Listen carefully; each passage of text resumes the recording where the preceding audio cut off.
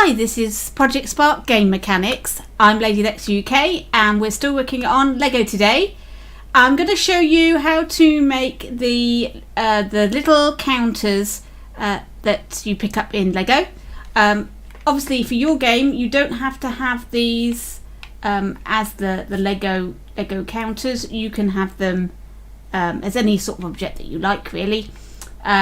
But I've sort of gone with the design for the Lego, which is a sort of coin with a little cylinder attached to make the little studs.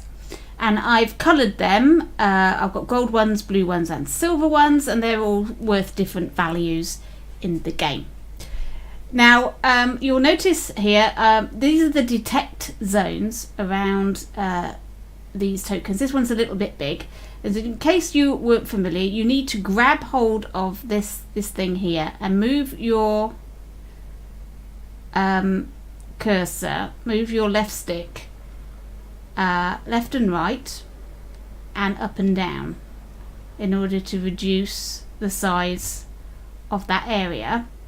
And because we don't want it too big, because we want them to fly at our player, but we don't want them to immediately go straight at him, so that he has to go around and collect them. So we want, and the coin detection zone is naturally quite big, so you'll have to reduce those down, and you have to view in the brain properties in order to see the detect zones so that you can reduce down the sizes.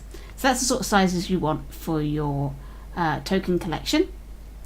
Now I'll just show you what they do in case you're unfamiliar with the Lego game. So I have a barrel here. I'm just going to punch it.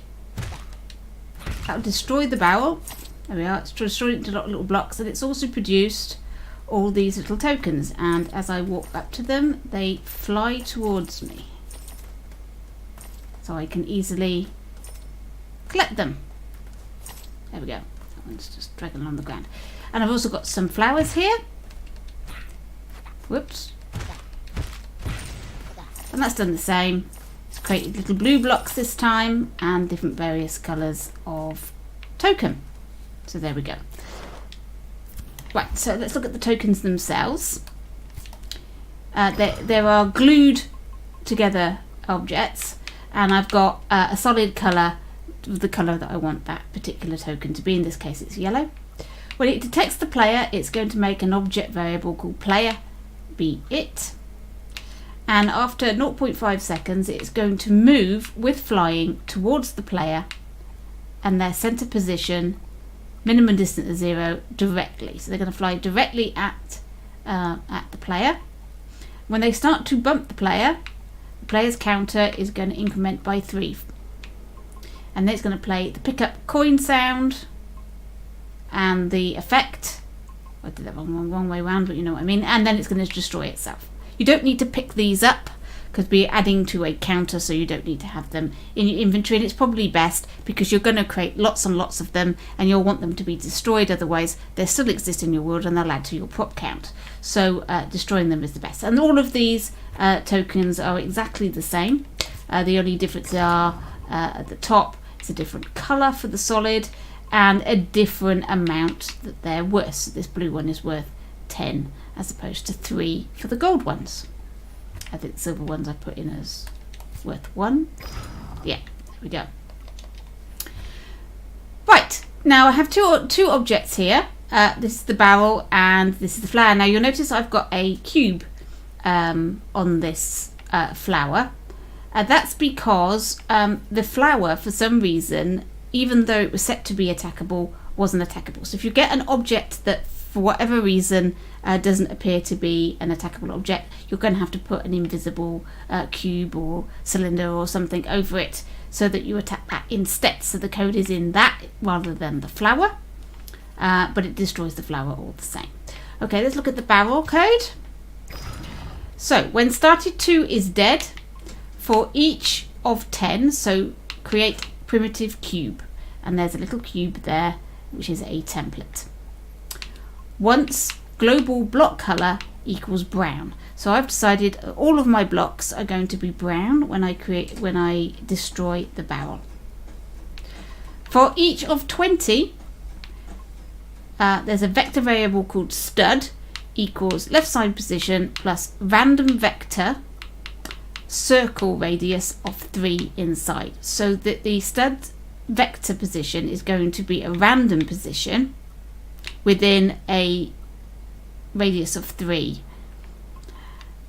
And the stud's Y position is the Y position of the barrel plus 0.5. So they're slightly up in the air and not buried into the ground. And we're going to create our silver studs at the position of the stud vector. So they're going to be spread out all over the place, and I'm just going to create silver ones for that barrel. And for the flower, so the flower is attached to this cube, and we're going to set I don't need those. There we go. When starty 2 is dead, for each of 2 we're going to create a blue stud, so the same as is in the other one. We're going to, for each of 10, we're going to create a primitive cube. For each of 20, we're going to create a silver stud. And for each of 5, we're going to create a gold stud. And we're setting the block colour to be blue. And inside our cube, these are the little cubes we're going to make, solid colour equals the global block colour. Countdown timer of 3, countdown timer 0.15 loop, toggle visible, countdown timer 5, destroy me. So these are going to be created, they're going to then flash. After 3 seconds they're going to start to flash, and then they're going to be destroyed. And they are going to be the colour of whatever the global block colour is. So each of these destroyed objects are going to reset that global block colour to a colour. So when the blocks are created, they're going to be the colour that we want them to be. So that way we don't have to create lots of different templates for different coloured blocks. We use this one, and you just send it a colour, and it will create those blocks in that colour. There you go, that's it. It's relatively simple, but it involves quite a few templates. Don't forget, these are templates, and this is a template. If you don't set them as templates, you're going to get all sorts of troubles. Okay, thanks for watching, and keep sparking.